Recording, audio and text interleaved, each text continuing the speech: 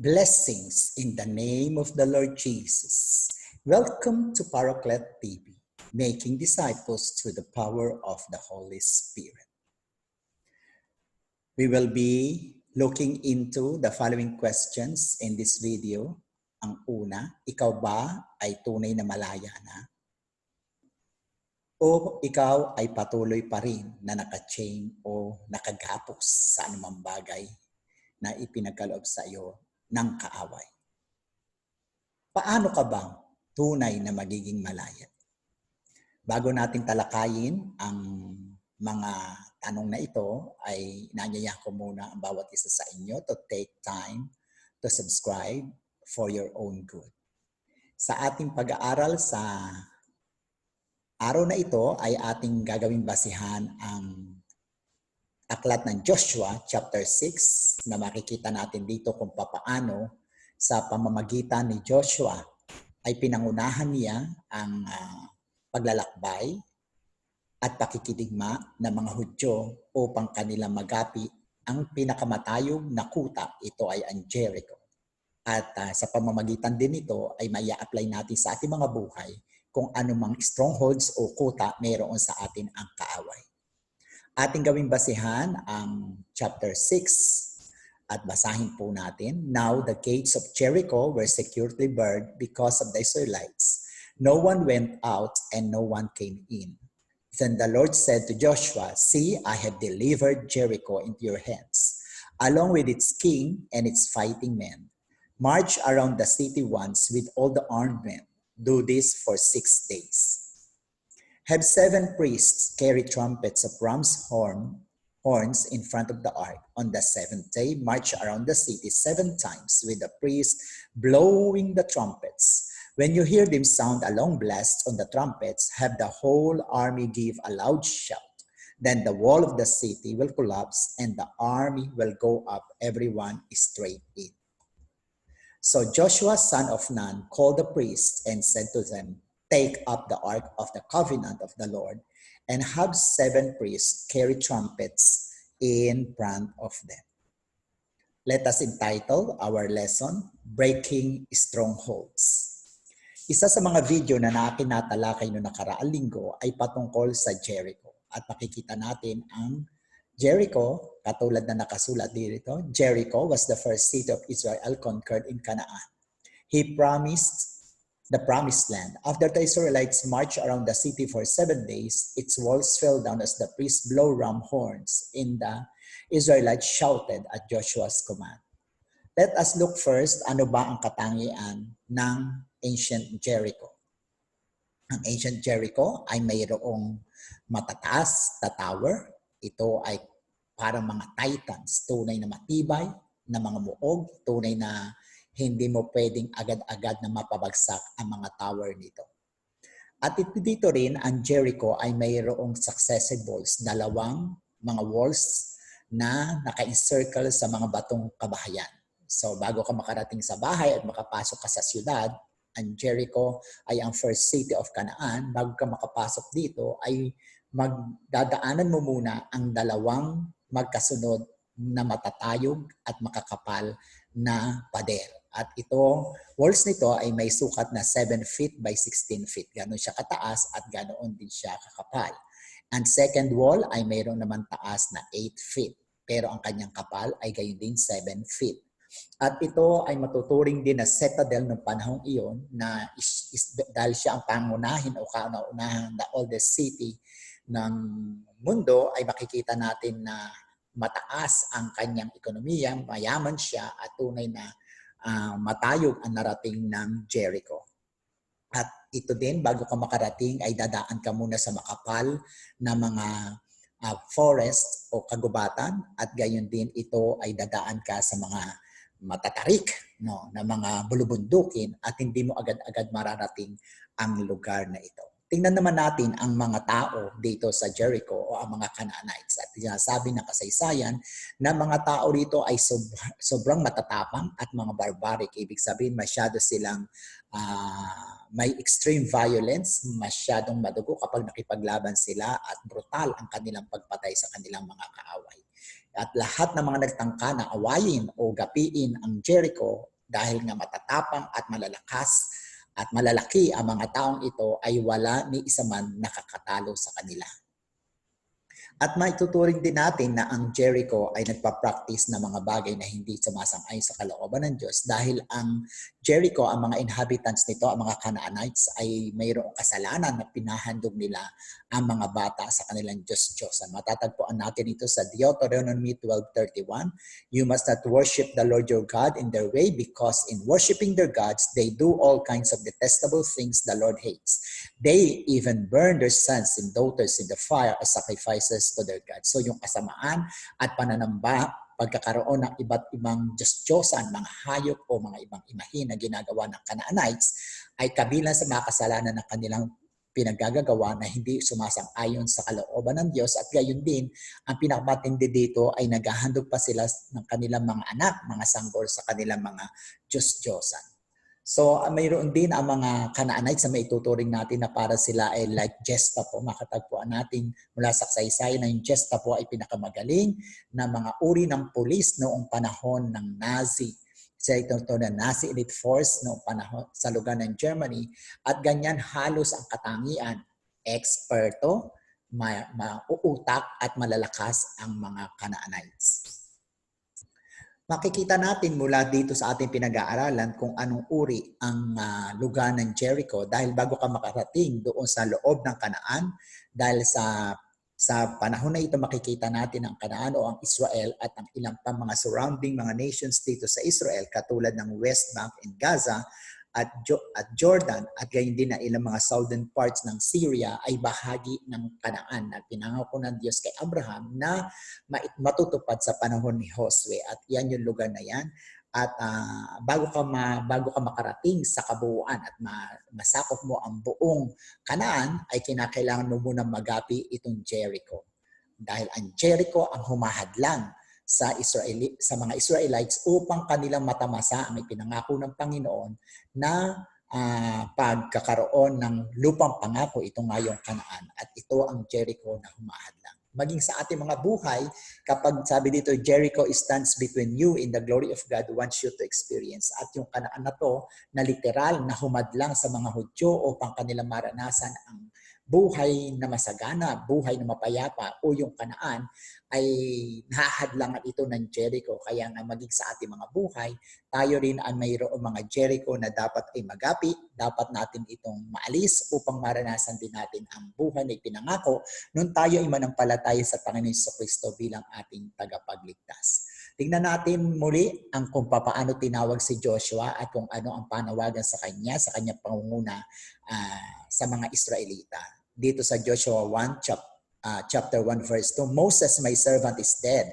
Now then, you and all these people, ikaw, Josue, at lahat ng mga Israelita, get ready to cross the Jordan River into the land I am about to give to them, to the Israelites. So, ang panawagan kay Josue ay pangunahin niya yung mga Israelita upang kanilang mapuntahan ang pangako lupa na ipinagkaloob ng Panginoon sa kanila. Ito nga ay ang Kanaan. Kaya nga, ang paalala ng Panginoon kay Josue ay magkaroon dito sa verse 6, be strong and courageous because you will lead these people to inherit the land I swear to ancestors to give them. So, ang sinabi ng Panginoon kay Josue, magpakalakas siya ng loob at tunay na magpakatapang siya dahil pangungunahan niya yung lupa na pangako niya sa panahon pa ni Abraham sa mga Israelita o sa mga Hudyo. At dito nga makikita natin na sa verse 2, then the Lord said to Joshua, see, I have delivered Jericho into your hands,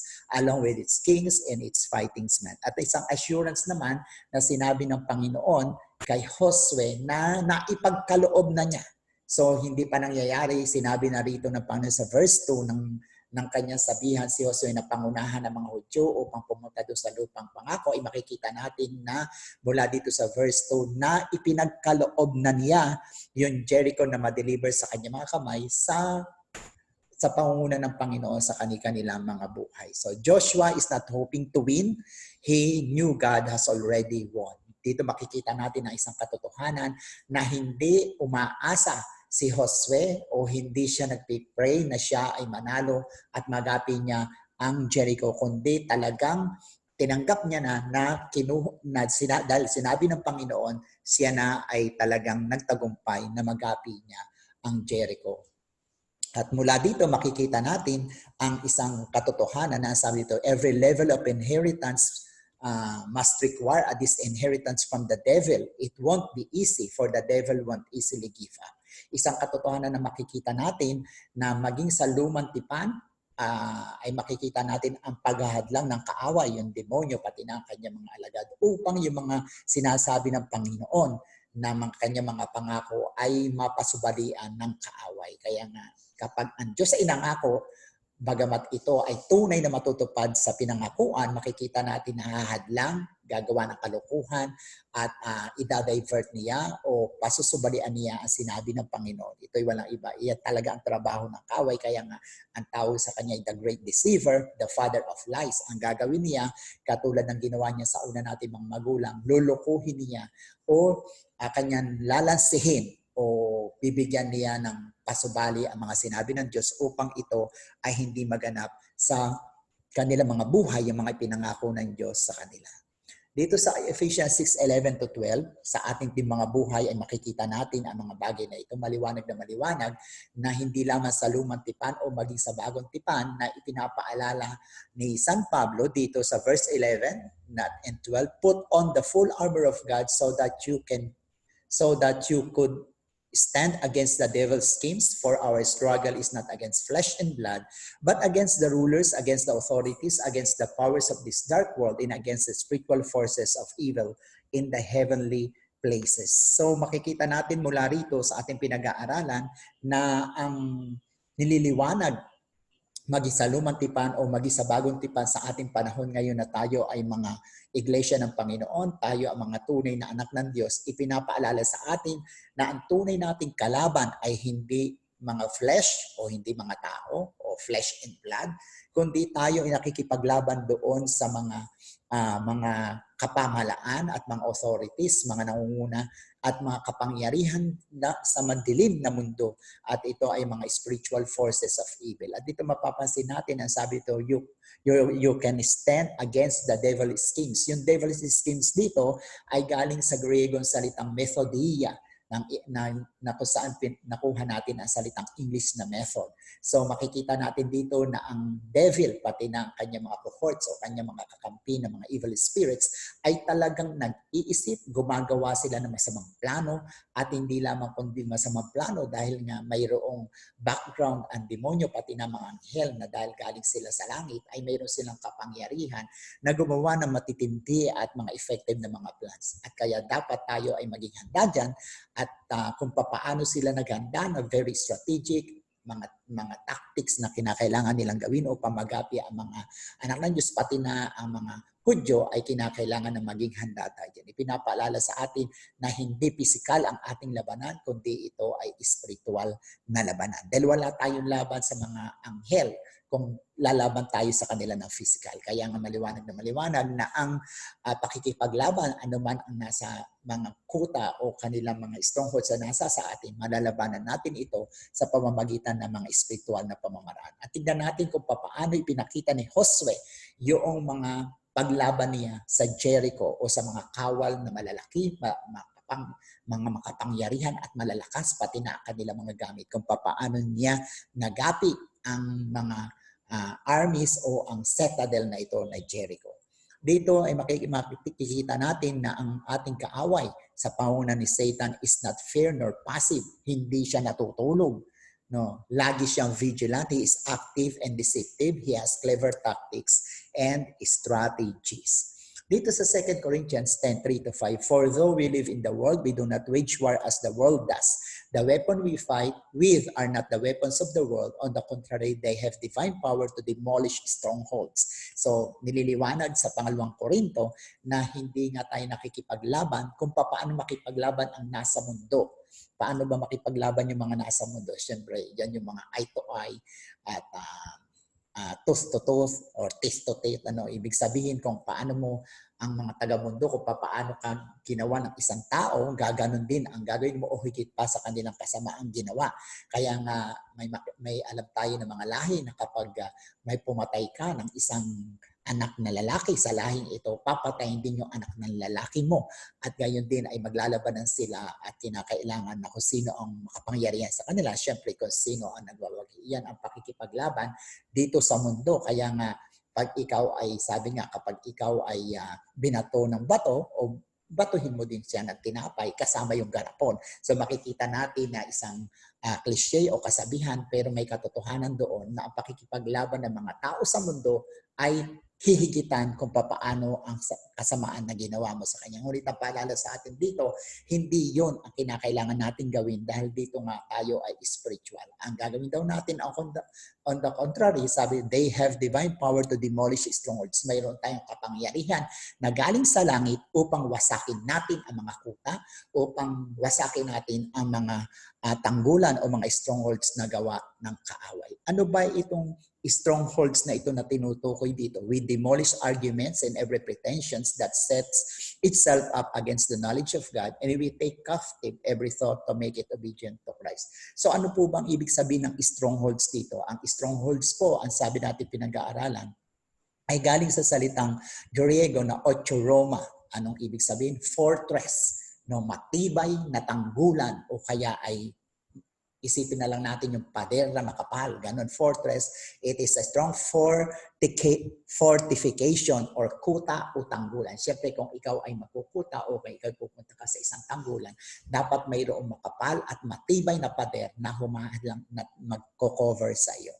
Ano itong strongholds na ito? Ang sabi ng King James Version, ito ay mga imahinasyon ng tao. So ano man ang ating mga iniisip na siyempre ito ay masamang pag-iisip, kaya nga ang imaginations o mga strongholds ay ginagawa ng kaaway na ilagay sa ating mga isipan o yung mga pretensions natin, yung pagbabalat kayo o yung mga kasinungalingan na ginagawa natin, ito din ay ginagamit na strongholds ng kaaway, pati na yung mga lofty opinions natin, mga kayabangan, mga sabi nila ay mahangin naman yung taong ito o kasama doon na exaggerations, yung mga instead na sabihin lang natin maganda, napakaganda o pag tayo pumunta sa restaurant, hindi man tayo nasarapan, sasabihin natin napakasarap ng ating kinain. Yan ang mga lofty opinions at higit sa lahat yung mga warped philosophies, yung mga nakalagay sa isipan natin na mga dati natin natutunan na hindi natin mapaniwalaan o matanggap na mali pala yung mga natutunan natin mula tayo sa pagkabata,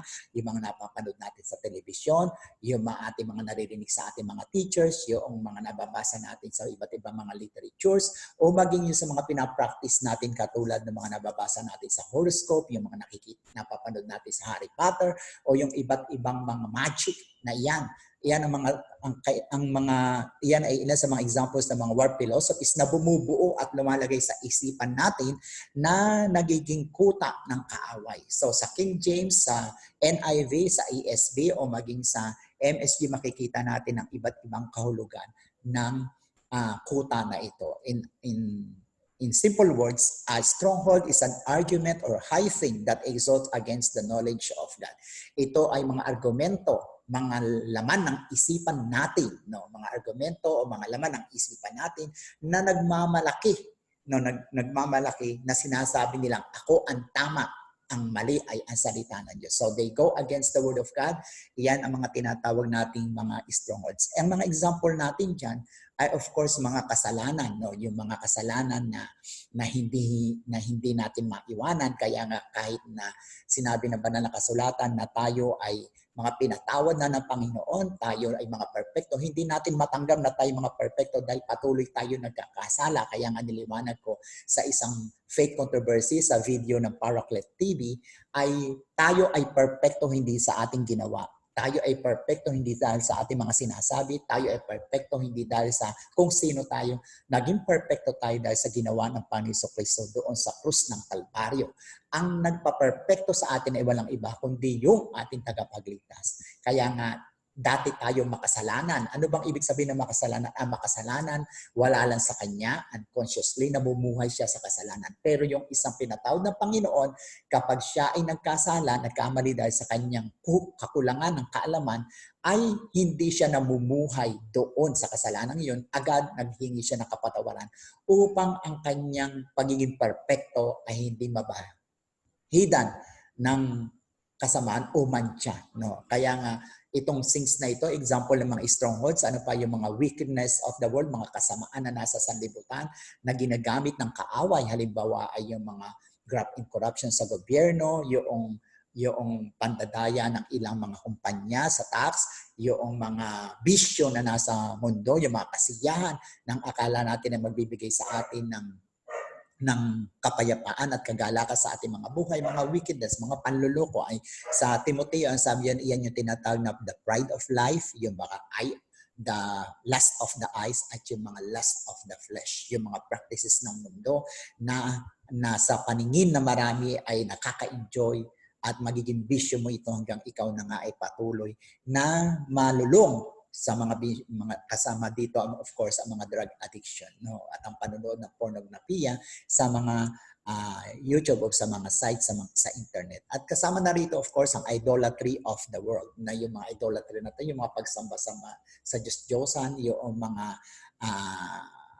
bagay na inilalagay natin sa pagitan ng relasyon natin sa Diyos, mga idolatry yan. Yung mga magics, mga mystics, no? Yung mga tinatawag natin mga kulto, those are called idolatry. At ang nakakatakot dito o ang nakakalungkot ay mayroong mga bansa na gumagawa ng batas upang protektahan ang idolatry of the world. Halimbawa yung Satanism, dahil sa freedom of religion sa ibang bansa, pinapayagan nila. Ano pa yung mga idolatry example niyan? Yung mga fornication, mga divorce o yung mga batas ng Diyos, tinutwist na mga tagagawa ng batas at ginagawa nila itong batas na higit sa batas ng Diyos. At yung mga kapangyarihan ng mga priesthood o hindi ng priesthood kundi kapangyarihan ng ilang mga tagapanguna sa iba't ibang pananampalataya na mas binibigyan nila ng pagpapahalaga kaysa sa tunay na salita ng Diyos. Yan ang mga examples sa strongholds at gayon din yung mga opinions, yung mga katalinuhan ng tao, yung kanilang pangatwiran na base sa mga false philosophies at sa ang mga premises na ito ay nagdi-deny doon sa mga pangako ng Diyos. These are examples of mga strongholds na ating pinag-aaralan na dapat ay mapagtagumpayan natin sa pamamagitan ng mga spiritual na pamamaraan. Bagamat dito si Josue ay nagpakita ng Jericho na literal na sumisimbolo sa hadlang ng mga Hudyo upang maranasan nila ang buhay sa Kanaan. Gayon din tayo ay may mga stronghold sa ating mga buhay na mga halimbawa ay katulad nito kaya hindi natin maranasan ang buhay at ang kasaganaan nito na ipinangako ng Panginoong Jesucristo. Yung Kanaan na ipinapangako ng Diyos na habang tayo ay nasa lupa, mararanasan natin ang buhay Kanaan. At ilan po sa mga ebidensya na ikaw o tayo ay meron ng mga strongholds na to, ito po ang mga ebidensya. Yung laman ng isip natin, syempre ito ay naglalaman din sa ating mga puso at lumalabas sa ating mga bibig. So yung ating mga ekspresyon, yung ating mga utterances, yung mga wiliwika natin ay mga ebidensya kung mayroon tayong stronghold sa ating mga buhay. Halimbawa nito ay yung kay Lucado 2015, ang sabi niya, pag sinasabi daw ng tao na God could never forgive me, siguro ay napakatindi ng kanyang kasalanan. Mula pa pagkabata, alam niya na gumawa siya ng mga masasama mga bagay. At sabi niya sa sarili niya, hindi ako mapapatawad ng Diyos.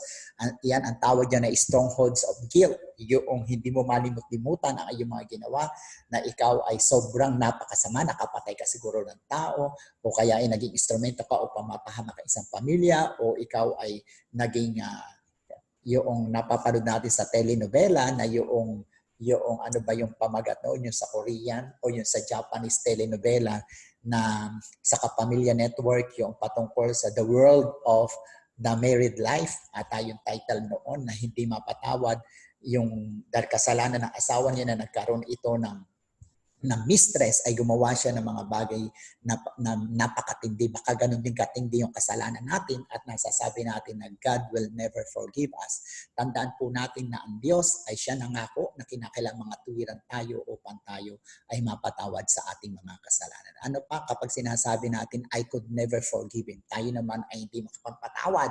No, ang tawag po dyan ay stronghold of resentment. Kahit na yung tao humihingi na ng tawad, nagpapakumbaba na, hindi pa rin pa natin siya mapatawad dahil sa kanyang mga ginawa. Ang isang mga examples niyan ay yung mag-asawa kapag yung isang asawa ay kumaliwa o nakagawa ng isang bagay na infidelity, ang tawag doon ay makikita natin na hindi mapatawad ng kanyang spouse ang kanyang asawa. Ang tawag po dyan ay stronghold of resentment. Again din ay yung I am sorry for myself, yung lagi na nasasabi natin sa palpak tayo. At marami din mga anak ng Diyos na ganyan. Kuminsan dahil sa kanyang kapabayaan at sa kanyang katamaran na siya ay magbasa ng banal na kasulatan at siya ay dumago. Lagi manalangin ay lagi niya nakikita kanyang kasarili na instead na umaangat siya sa kanyang pananampalataya ay patuloy siyang bumabagsak. Ang tawag dyan ay stronghold of self-pity na lagi naisip ng tao na siya'y kawawa, naiisip mo bilang manambata, gano'n mananampalataya na ako pero hindi pa ako tinutugon ng Diyos o wala akong trabaho, lalo na ngayon na kung tayo nawalan ng trabaho sa pandemic, makikita natin na halos yung mga taong katulad niyan ay bagamat Kristiyano, ay hindi niya maranasan dahil siya nga po ay may stronghold of self-pity. Ano pa ang language? I have to be in charge. Ito naman ay yung mga taong sobrang mayayabang, no? Mga bilib sa sarili. Ang tawag naman dyan ay stronghold of pride. At meron din tayong I don't deserve to be loved. Meron naman mga tao na laging tingin sa sarili, hindi siya karapat-dapat mahalin.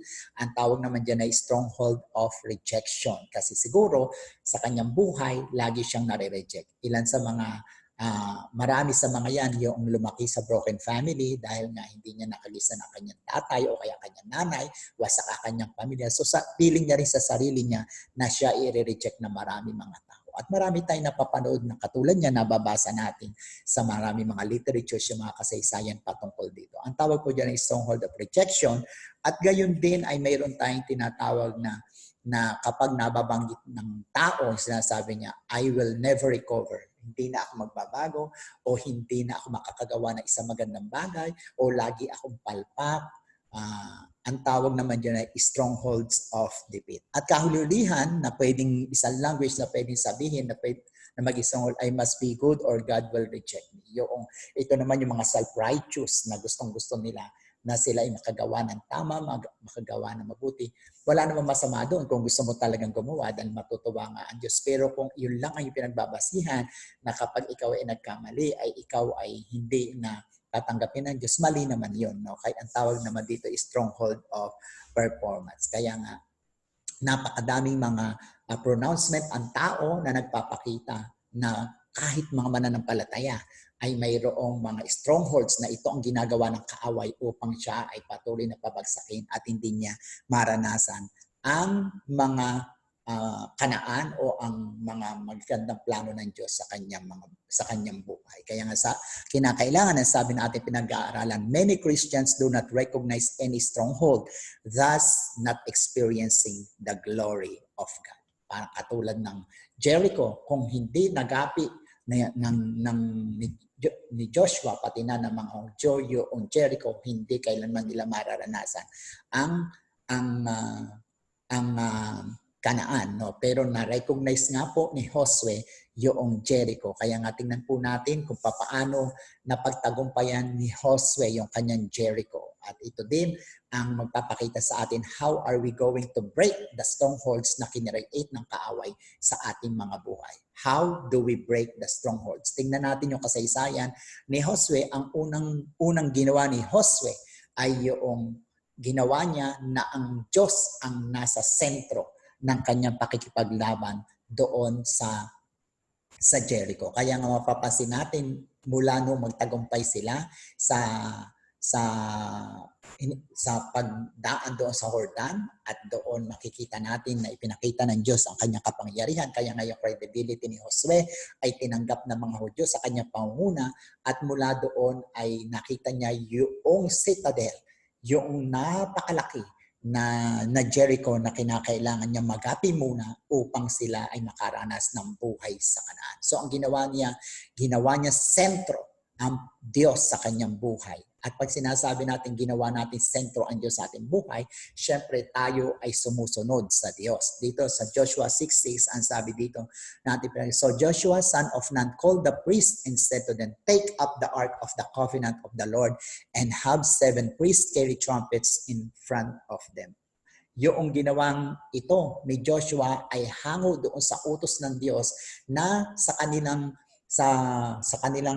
para magapi nila ang Jericho, ay kinakailangan umikot sila ng 7 araw doon sa Jericho at kinakailangan na sa kanilang pag-ikot ay nauunay yung mga pari, 7 pari na may dalang trompeta at doon ay nagtotrompeta sila. At lahat ng detalye na ginawa ng Diyos na sinabi niya kay Josue, ang ginawa ni Josue ay sinunod niyang lahat ang mga bagay na ito. No? Kaya ang ginawa ni Josue, inayos niya, inilagay niya yung mga pari, tapos nilagay niya yung mga unang army, then iginitna niya yung Diyos doon sa kanilang parada. Amen? Sa ating di mga buhay, kinakailangan na gawin natin ito. So Joshua obeyed God and placed the Ark of the Covenant at the center of the procession. At dito mapapansin din natin na habang sila nga ay naglalakad ng 7 beses, ng 7 araw at sa huling araw ng 7th day, kinakailangan na gawin nila na 7 beses silang umikot, ay kinakailangan na yung mga pari ay kinakailangan mag-blow ng trumpet. No? The trumpet which is made of ram's horn. At makikita natin dito na yung trumpet na ito ay sumisimbolo sa shout of victory. Hindi pa nila na gagapi yung Jericho wall.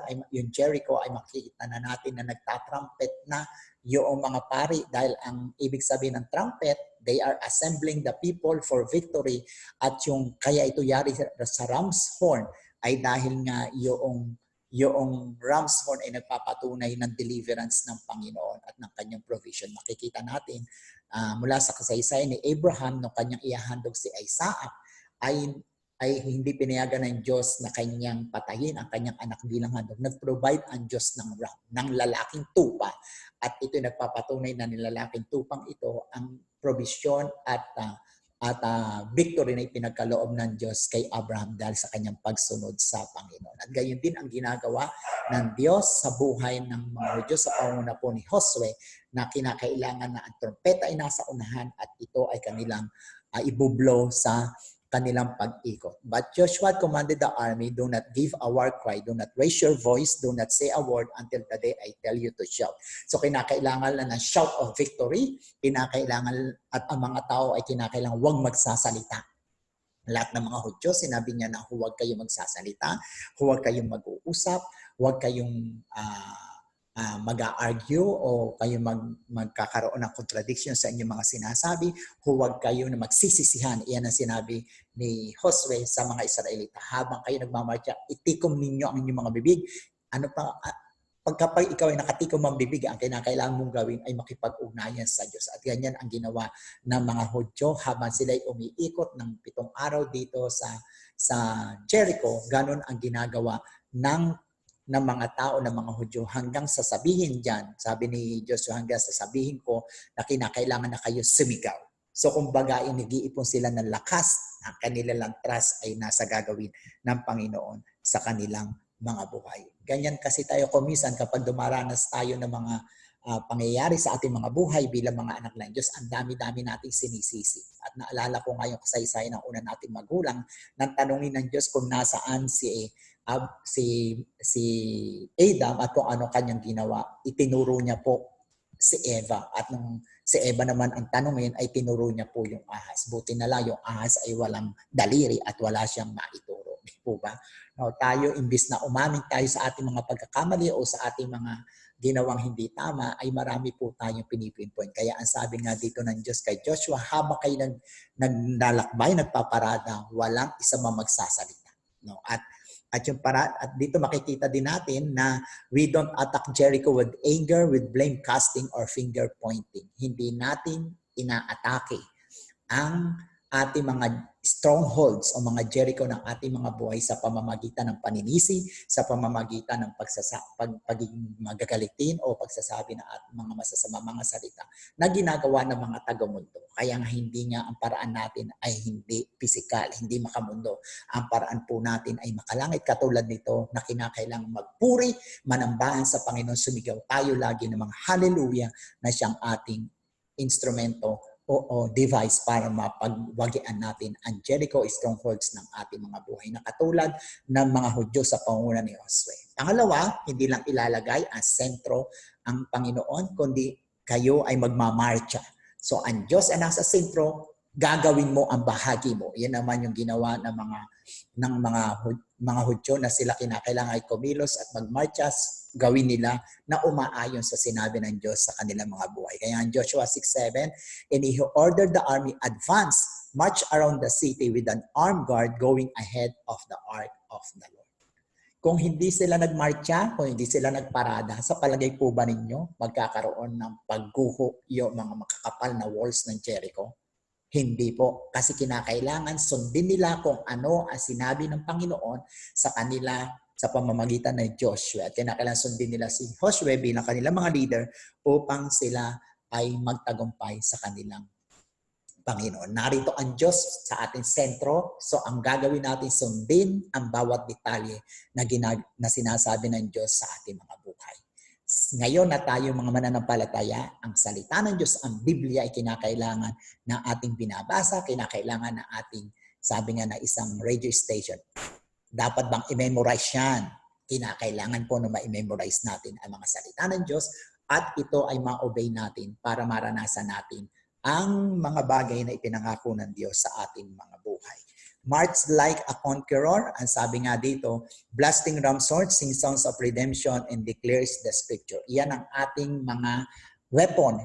Si Joshua, nung mapabagsak po nila ang Jericho walls, hindi sila gumamit ng mga baril, hindi sila gumamit ng mga weapons, hindi sila gumamit ng iba't ibang mga techniques upang magapi nila ito. Ang ginawa lang nila ay spiritual na pamamaraan. Sinunod nila ang sinabi ng Panginoon na i-blast nila o kanilang hipan ang mga trompeta at umawit sila ng mga awitin, mga kinakailang magpuri at manambahan sa Panginoon katulad ng dapat natin ginagawa. At lagi natin bigkasin ang mga pangako ng Panginoon, ang mga verses ng mga Bible na magpapalakas sa ating mga sariling buhay. Kaya mapapansin natin dito na ang Diyos mismo ang nagsasabi na habang tayo ay lumalakad sa tagumpay, kinakailangan na tayo ay laging magbanggit na mga bagay patungkol sa salita ng Diyos. Joshua 19:30, when he had received the drink, Jesus said, "It is finished."